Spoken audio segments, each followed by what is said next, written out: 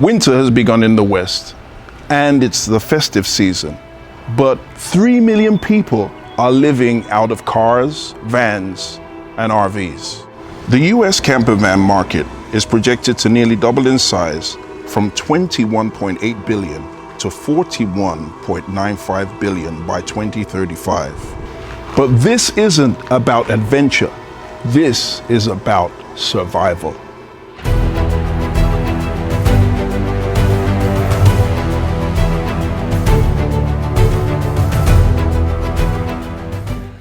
According to 2025 statistics, 3 million Americans are living out of their vehicles. These aren't people who don't have jobs. A lot of these have part-time jobs, but they've chosen as a solution, as opposed to living in an apartment because they can no longer afford it, to move into their vehicles.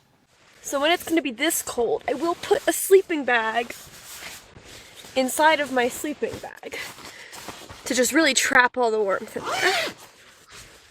And then I sleep with this, and if I get too cold, I put it over my head like this, and that helps a lot. Another thing I do when it is going to be really cold, specifically kind of below 0 for the entire night, I do wake up throughout the night and turn my car on and let it heat up. Surviving another night of below freezing temperatures sleeping in my car. Last night it was -2 or 28 degrees. I've been sleeping in this car for 215 days now, but most of that time has been hot weather. So now I'm thinking I might need something to heat the car overnight, like a diesel heater or a heated blanket. I hate paying rent, and that's why I've been rebuilding my SUV into a new camper car. And since I have solar panels on the roof, I can power this fridge 24/7. But the best part is, my electric bill is $0 a month, so I can enjoy this cold drink knowing that I'm saving more money. My question for you is, could you ever live like this? Here is my nighttime routine while living out of my car. First up, I go to the bathroom, take care of all my bathroom essentials, then I change into something more comfy. Then I hang up my mirror and then plug in my fan because it can get pretty hot in here. Then I plug in my salt lamp for some direct lighting so that I can take off my makeup. Next, I fill up my essential oil diffuser with some sleep essential oils and then plug it into the Jackery. The Jackery also charges my phone at night, so I'll plug in my phone before I go to bed. And then once it gets darker, I'll plug in my string lights and it gets super cozy. Technically, they're not homeless, but they face harassment from city officials and police. Why? Because of parking issues, the level of trash that's left in particular areas, especially if you have a long line of camper vans or vehicles where these people have congregated, and great hygiene challenges also for these areas. So you would think that this would be a one-off phenomenon and people would probably not opt to do this even the more. But during the government shutdown, the longest in US history, some things came to the fore that have actually pushed people to a point where more of such people who can no longer afford the rent. Why? Because during the government shutdown, people lost salaries, they lost EBT benefits and SNAP benefits, and so have been pushed into a position where financially they were no longer able to afford accommodation. It's ridiculous. You're playing with people's livelihoods. People got to pay rent, pay their, bills, utilities. Melissa Westbrook, a 22-year employee at the Department of Defense, was one of hundreds of furloughed federal workers who lined up around the block at this Maryland food bank. Look, chicken, drumsticks, pizza. So did Sandra Wright, who has worked for the Department of Housing and Urban Development for 40 years. Why did you decide to come here? Just to stock up on food, because we're not going to be getting paid this coming week. Where there's a need, we feed. Pastor Oliver Carter helps run the food pantry and understands their plight. My wife works for the federal government right now. And she's furloughed. And we got a check last week, a half a check, and this week is no check coming. So we should be in line too. But it's really great that we can help other people while we need help. 34 million Americans have been on the EBT benefits or SNAP benefits.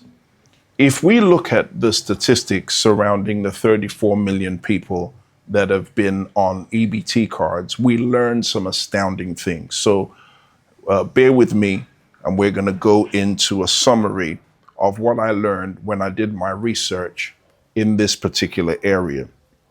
Why am I doing this? Because there were a lot of racist statements made about a particular people group, of the which I'm speaking about the black populace and the colored populace of the United States, that are allegedly on this EBT or SNAP benefit system in its alleged great proportion. So let's look at a summary of statistics that I managed to find, which shows us who is the most dependent on EBT SNAP in the US. And we're looking at this because we need to look at the allegations that have come up to see also if the racial tensions are increasing in the United States. And why are we looking at this? Because, as I've been saying to a lot of you, things are changing on the global stage. And what you need to understand is that the strain economically on the United States, as it moves away from an economy that creates employment through, for instance, manufacturing, it can't really do that, even though I believe Donald Trump promised to bring a lot of the manufacturing jobs back to the US. That is not really dependent on Donald Trump. That is dependent on those that own the companies who would decide to move back into the US. And even if they decided to do so, it would take them quite a while to rebuild factories and so on and so forth, so that the jobs would be available to those who we could call blue collar workers.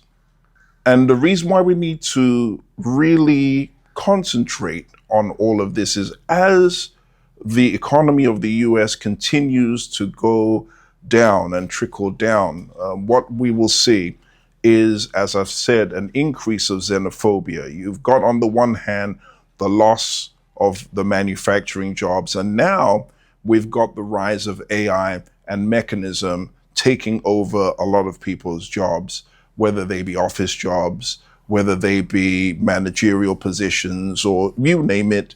A lot of jobs are disappearing in the United States and in Europe as we speak, as AI comes to the fore. And we're seeing an increase cost of living crisis, which is going to be exacerbated by this EBT situation. Why? Because in this particular season, this is a season for the US Halloween. You're talking about, which I don't celebrate, but hey, that's you. Halloween, Thanksgiving, and Christmas, none of which I celebrate. But like I said, that's you. A lot of you probably do. And so what we see during this season is, this is the time where a lot of retailers, especially those that sell groceries, meat, vegetables, and so on and so forth, this is the time they make a lot of their money. Now, when you cut off the EBT stimulus package into the system of America, what that's going to mean is a lot of losses for retailers and also wholesalers that sell things like turkeys and chickens and whatever else is eaten during a festive period. And if they lose this money, then it means that the farming in the US also loses money, which means the closure of more farms, which will eventually lead to a greater food crisis on the continent of the United States. So we need to look, however, at the racial implications of this, as I said, because it's going to cause racial tensions to increase, because you have fewer jobs to compete for, and you also going to have a lot of people now who are not fully educated blaming immigrants and also colored people, because this is the, how can I put it? It's history repeating itself. This is truly unbelievable. Multiple different Trump supporters dressed up as black people for Halloween and mocked them for being on EBT. This is one of the most painful symbols in all of U.S. history, and unfortunately it's become normalized in Donald Trump's America. Multiple different accounts participated thinking this is a funny joke, and as you can tell, it's got millions of views. This person is even followed by Charlie Kirk's account. How surprising. Here's the last one. Again, over 2 million views. She says yo yo in a terrible word. In 5 hours EBT ends, thinking she's funny or something. What they're doing, of course, is known as B-face. I can't say the word on here, but of course it has a long and terrible history. It was used in shows to demonize black people, to depict them as lazy, ignorant, or greedy. Those caricatures, of course, helped justify segregation, discrimination, and the denial of basic human rights. When somebody today revives that imagery for laughs, they are not being funny. They're echoing the language of hate that was used to keep people oppressed for generations. But that wasn't enough for the MAGA crowd. They also had to pair it with hatred towards EBT, mocking poverty, mocking hunger, and mocking the people that are struggling to survive in an economy that's already stacked against them. I promise there's nothing funny about mocking oppression or mocking people for needing help to eat. These were the things that took place in a country called Nazi Germany prior to the Second World War because of the economic pressures. And so we're going to see kind of a repeat, I believe, of these things on the continent of the United States, where instead of having the brown shirts on the streets, what we have is something to the similitude of the brown shirts, with guys going around wearing masks and taking people and disappearing them. Anyway, if you know who I'm talking about, you can write their name in the comments, but I never said who these likened to brown shirts people are. According to this summary, what we have is that the most dependent states by percentage of population on SNAP are the following states.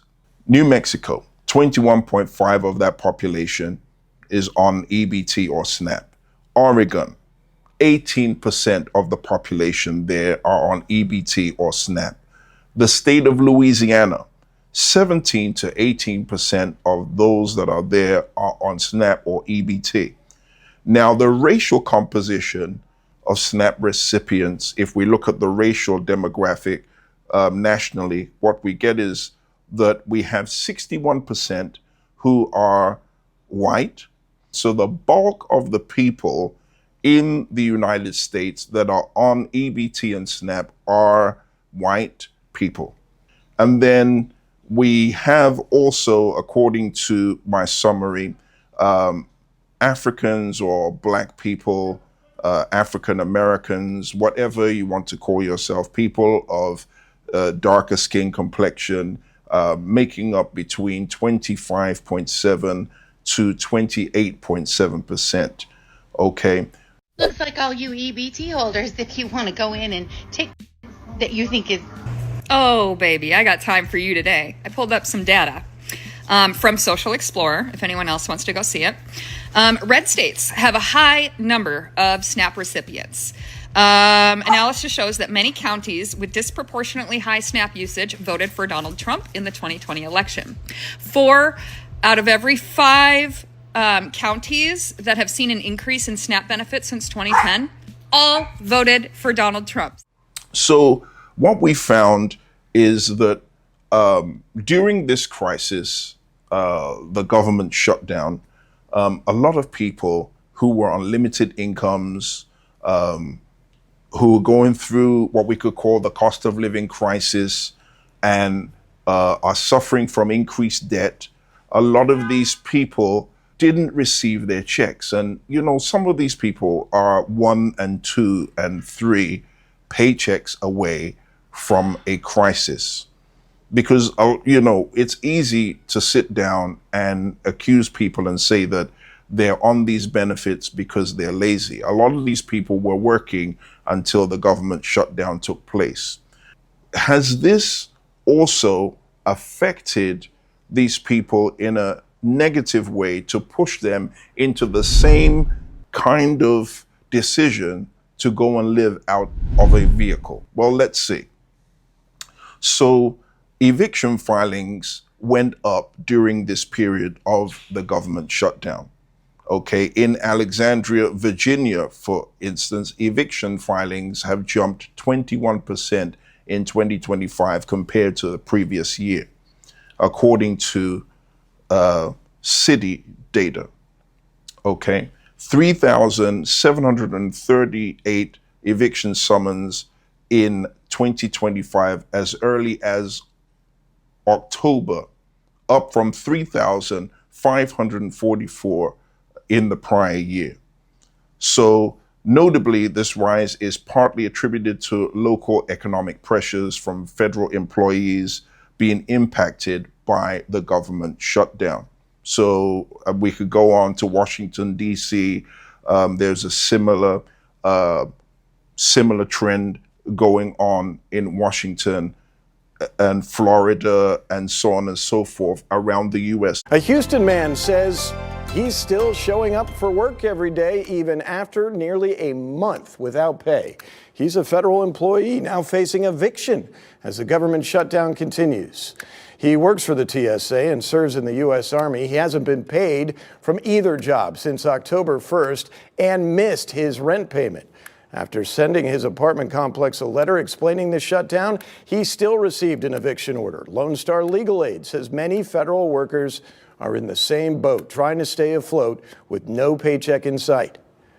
I felt rushed, I felt stressed, I felt sad, all of that. So I've just tried to push all that aside to get the task done one step at a time. That man's eviction trial is set for November 9th. He's now seeking help through a Texas National Guard Family Support Foundation while he waits for his next paycheck. So what the outcome of this is that a lot more people, can you imagine, in this season where it's supposed to be all about peace and love and families coming together, for those of you that celebrate especially Thanksgiving and Christmas, in this season, this is the season where people are having to make a decision whether to pay their rent or eat food. And for many of them, obviously, the sensible ones that are trying to do the best with the little that they can, they've decided to opt for an RV, and some of them don't even have the luxury of an RV or a van. They're actually in their cars. And this is a choice they've had to make. They're still going to work, but can you imagine if it was you having to live in your car and try to keep that car warm when temperatures have dropped and freezing conditions have hit the continent United States, and you're in that car just trying to stay warm in this season? Forget about inviting family over for Thanksgiving turkey and all the trimmings, because that is out of the window. And if you're living inside of an RV, do you drive the RV to where your family is? Or can't you, because you can't really leave that RV in case it gets stolen by someone else who's desperate for somewhere to live. So this is really the dilemma that people are finding themselves in. And from all the statistics, we found out that Donald Trump, for instance, during this shutdown, gave $20 billion to Argentina. Yet there was $6 billion that could have been used to help or assist those on SNAP benefits and EBT, and he refused to release the money, even though a judge was pushing him to do so. He refused the judicial pressure and decided to not release the $6 billion. Tonight, with the government shutdown stretching into day 14 and with millions of federal workers going unpaid, President Trump welcoming his political ally, Argentina's President Javier Milei, to the White House to announce a $20 billion bailout for his country. Argentina is one of the most beautiful countries that I've ever seen, and we want to see it succeed. Very simple. The economic lifeline comes just a month before Argentina's crucial midterm election. The president making it clear his support depends on the outcome. If he wins, we're staying with him, and if he doesn't win, we're gone. Democrats seizing on the move, accusing the president of using taxpayer dollars to help another country while the U.S. government is shut down. Argentina, a place where, if you do your research, after World War II, a lot of certain people coming out of Nazi Germany moved to. As the Soviets were closing in on Berlin from the east and the US Army from the west, some of the Nazi leadership were already making their plans to escape and began to go into hiding. Seeking shelter and refuge where they could, most of them fled via the so-called rat lines, a system of escape routes for Nazis fleeing Europe. Most of these routes led to South America, or in particular, Argentina, via Spain or Italy. One of the Nazis using this escape route was Josef Mengele. Mengele was the notorious SS doctor at Auschwitz who was fascinated with genetics. Anyway, let's kind of move on. So now this government shutdown has kind of completed itself and things are trying to come back to some kind of normalcy. The damage has really already been done. And we saw a lot of people getting online accusing Black people of being the ones on this EBT, and so they need to be punished by the removal of these checks. But that's foolish, because the people that suffered the most because of this, it's crazy that people in the United States of a certain demographic, I'm not saying that all white people are crazy, because they're not. There's some very sensible and good white people. However, we have some white people who have lost, I'm not trying to be insulting, but it's the truth is they've lost or taken leave of their senses and have pushed this agenda. But what is it doing? It's hurting white people who are predominantly on EBT. Why? Because the belief, the racial belief, the misconception is that the great portion of people that are on EBT or SNAP benefits are Black people. No, that's not true. That is not true.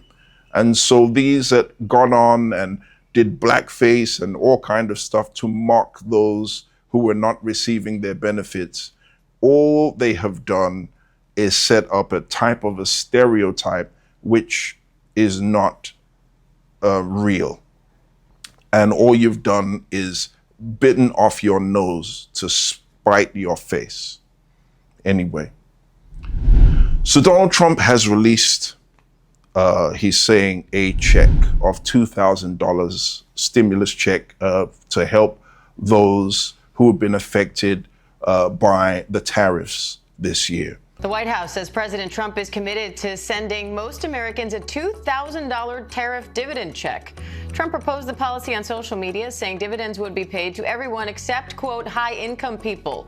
Earlier this week, the Treasury Secretary cast doubt on the payments, saying dividends may come in lots of forms. Now the White House says the president has made clear he wants the payments to happen, and his team of economic advisors are looking into it. Business reporter Alexis Christoforous is here for more on that. So, Alexis, who would be eligible for this payment, and how would it work? Great questions. We don't know. We just don't know. In short, they're very short here on details. We know that President Trump has said he wants these checks to go to high-income earners. What do they define as high-income earners? We don't know. Everyone but high-income earners, right? Everybody but, yes. I don't know if I said that, but yeah, everybody but high-income earners. Treasury Secretary Scott Bessent was on ABC News, and he said, look, this can take many different forms. He said maybe it would take the form of a tax cut. It's hard to really equate a dividend check with a tax cut, but the White House says they're exploring all legal options to get this done, and we do not have a timeline. We also don't know, would these checks be going to just adults or to children? Are they going to all Americans? Lots of questions. A policy expert at the Tax Foundation estimates that this would cost $300 billion. The Committee for Responsible Federal Budget says about $600 billion. The Treasury Department says President Trump's tariffs have yielded about $195 billion in revenue. So how is this math working out? It's not working out, in short. I mean, you're right. The Tax Foundation did do the math on this. What they did is they took 150 million adult recipients if we're using $100,000 as what defines a high-income earner. So those earning less than $100,000 a year would be 150 million adults. If you times that by the 2,000 checks, you get $300 billion, which is more than the government has taken in these tariffs. Now, in the light of all of this, I want you to really think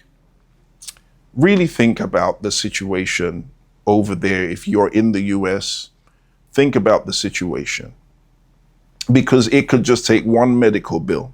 Something happens in your family, one medical bill, you don't have enough insurance to cover medical costs. And we know the astronomical cost of medical care in the US.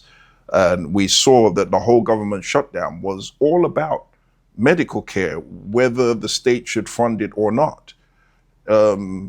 Where I've come from in the UK, the state funds that, and it's not really an issue, and it helps people stay healthy. But in the US, there is a fight over whether people who are on a lower income bracket should be assisted in their health benefits by the government. So there's a whole fight over medical benefits that has been taking place. This is absolutely crazy. It just takes one medical bill to put you in a car on the street. It can just take one crisis to put you in that situation. And so it's easy to be the judge and say people are lazy until you find yourself in that type of a situation. So let us be careful how we judge people and how we point the finger, lest we find ourselves at some point in the near future in such a dire situation, and others don't want to come to your rescue because of the things that you were saying and doing when others were facing a calamity. Let's remember those that are in their cars, in their RVs, and in their vans who are suffering in this season. Let's say a prayer for them. And if we can help in any way, let's be a help, because this could be the norm in the future and not the exception to the rule. And for those of you that can, I'm advising you, move somewhere warmer if it's possible, and save up money as much as you can. And if you can, get out of the continent of the United States as soon as you can, so that you can find a better life elsewhere. Thank you for listening. My name's Dr. Joseph Opari, and you've been listening to The Intelligence Report. Please like and subscribe, because it helps others to be able to hear a word like this.